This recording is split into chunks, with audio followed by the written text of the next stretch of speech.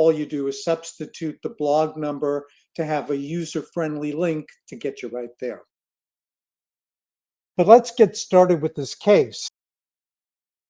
This ECG was obtained from a man in his 60s who described the sudden onset of chest tightness that began 20 minutes earlier, but who now, at the time that this ECG was recorded, was no longer having symptoms. So he's no longer having chest pain. In view of this history, how would you interpret this ECG? And the key question being, should the catheterization lab be activated? Does this patient need a prompt cath?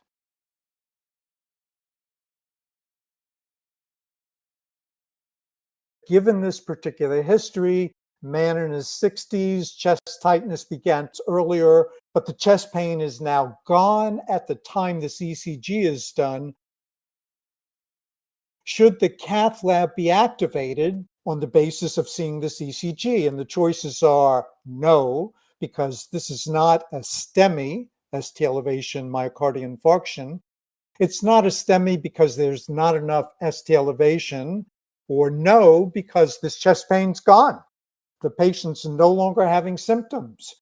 Or yes, the cath lab should be activated if the initial troponin value, which is not yet back, if the initial troponin value comes back positive, or yes, the cath lab should be activated because this is an acute OMI. But what I want to do now is to shift gears and interpret this ECG systematically. I talked about the system that I favor. It's an ECG blog 205.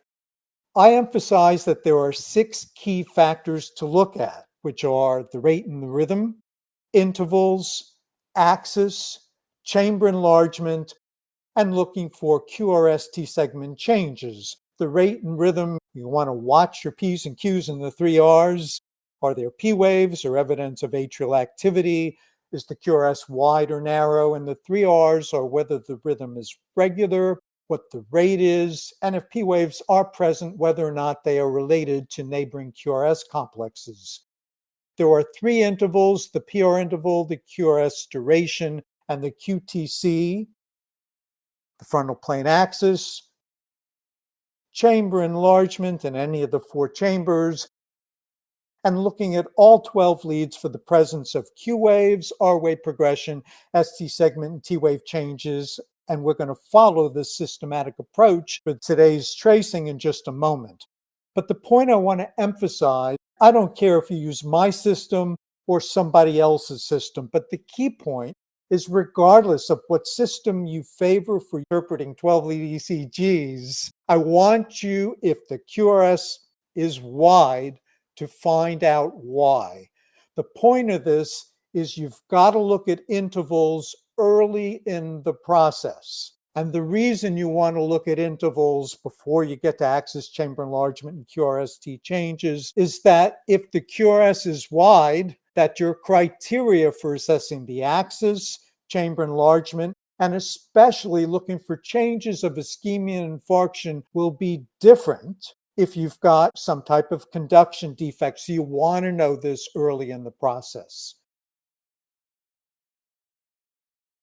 Rate and rhythm. Now, we do not have a long lead rhythm strip, but I can focus on lead 2 here. I can see that there are upright P waves. The rate is kind of slow in the mid-50s. So sinus rhythm. And what about the intervals? So the PR interval is normal. It is not more than a large box, not more than 0.20 seconds. The QRS is narrow. It is not more than half a large box, not more than 0.10 seconds. And the QTC looks to be normal. I will look at any lead where the QT interval appears to be longest, and it's clearly not more than half the RTR interval. So the intervals are normal. The axis, we are upright in lead 1. We're a little bit negative in lead AVF. We are actually a little bit more negative in lead 2. It's actually a left anterior hemiblock. Chamber enlargement, there's none. This shows you normal standardization, and there's no chamber enlargement, no LVH here. And now we're going to look for QRST segment changes. And I like to go through all 12 leads looking for Q waves, R wave progression, ST segments, and T wave changes. Now, the more experienced one becomes, you'll find yourself looking at patterns of leads. For example, I tend to look at the inferior leads, 2, 3, and AVF together. Q waves. So let's look for Q waves. Do you see any Q waves at all here in this 12-lead ECG? Now, AVR, we don't care so much about Q waves because it's normal to see them. How many of you saw that there is a Q wave in lead AVL? And if you look at it, the QRS is really very small here. Compared to this QRS, it's actually a fairly wide Q wave in lead AVL. So this might be significant. Easy to overlook unless you were systematically looking for Q waves before you got to the ST segment T wave changes. Now, what about R wave progression? Normally, the R wave tends to get taller as I go across the chest leads, and usually somewhere between leads V2 to V4, the R wave becomes taller than the S wave is deep. That's called normal R wave progression. We probably have this, but beyond the course, since this patient did have chest pain before, these R waves are really pretty small for these first 3 leads. If we get to thinking about the possibility of an anterior infarction, if I've got really tall R waves in V2, especially V3, then it's less likely that I've got an anterior infarction. Here we do have R waves. These are not QS complexes, but they're relatively small until we get to lead V4. So that may or may not be of some significance. But what about the T waves? And this is really the key point. What do you think? Do you think they're normal? Do you think they could be repolarization changes? There's a tendency to call these upright T waves repolarization changes. So the T waves, they're really kind of peaked. They're really kind of tall.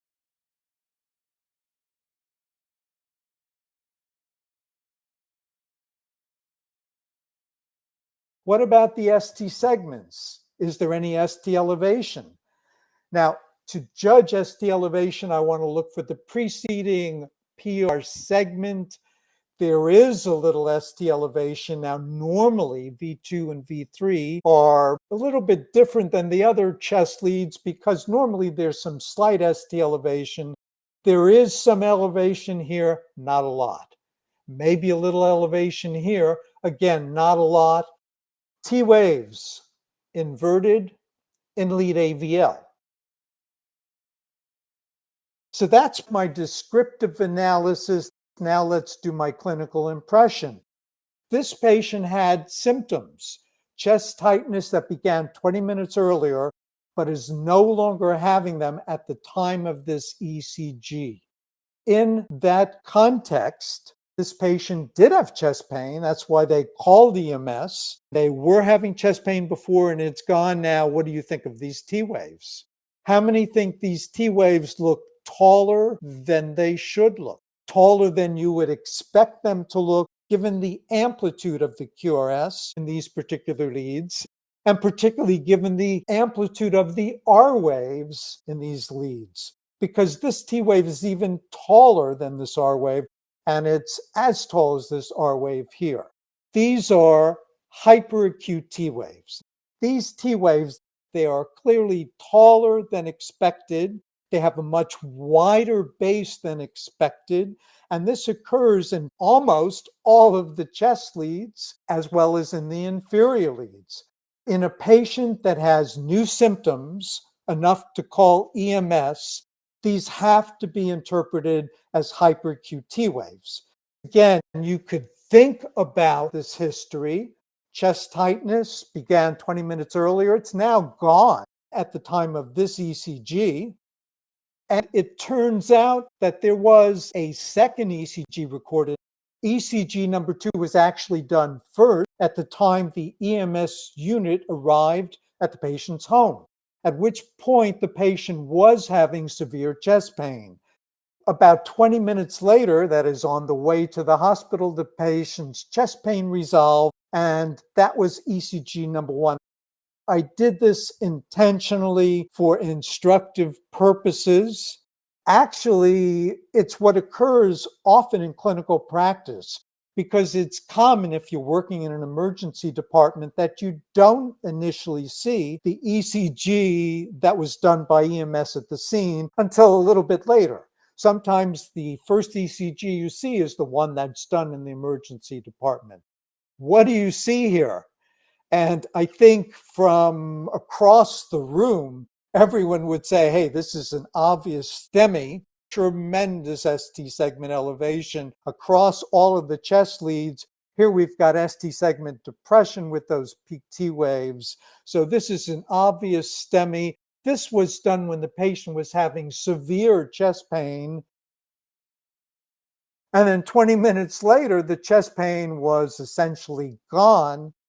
That ST segment elevation was almost completely gone.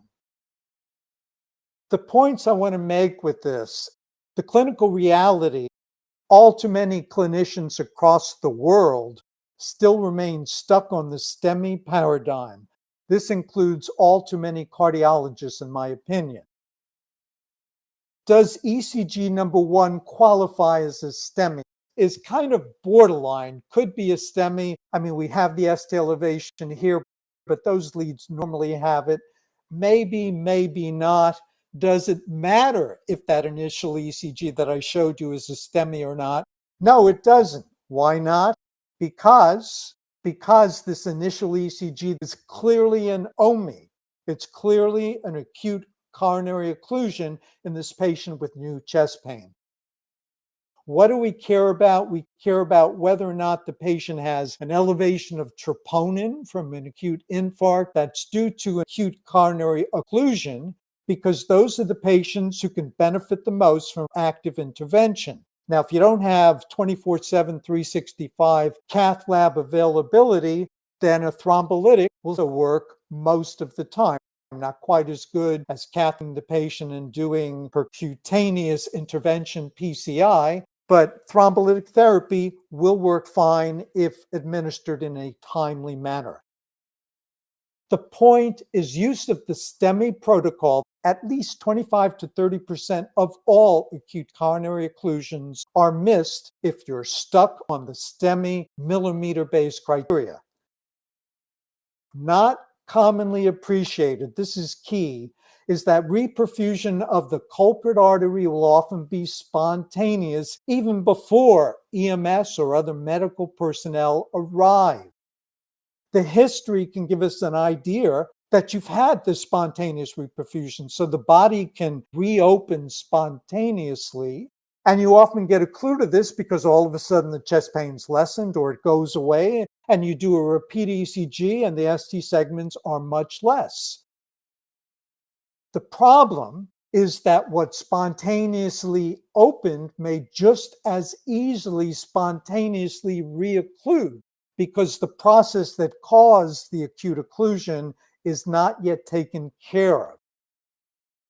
And this is why, with a patient like today who has resolution of their symptoms, presumably acute coronary occlusion that then spontaneously opened, that's the reason why, even though the patient's chest pain's resolved, they still need a prompt intervention, ideally prompt cath with PCI. And your goal here is to prevent reocclusion, because otherwise what sometimes happens is you have spontaneous reperfusion and then spontaneous reocclusion and back and forth until the final stage is reached.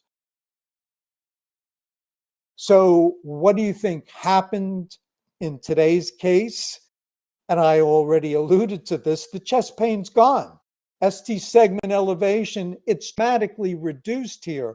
You could still kind of see those T waves. What do you think the ECG might look 5 to 10 to 15 minutes later if we repeated it another time? Those peak T waves might then be much closer to the baseline on their way to eventually inverting.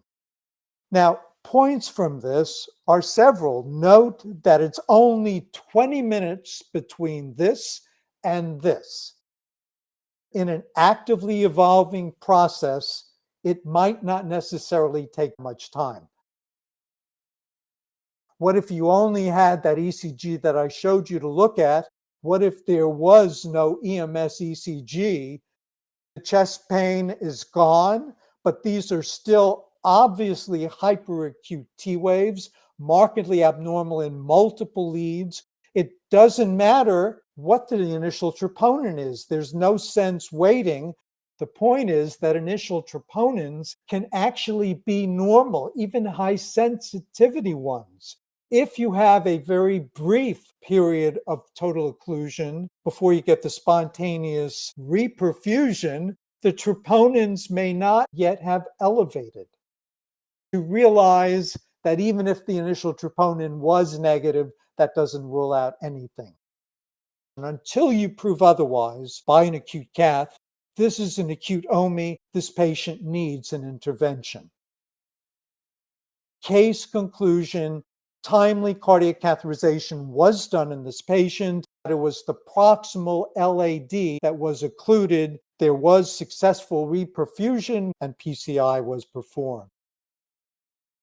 The lessons to be learned from today's case include that you have a STEMI paradigm that is still being followed, but it's outdated.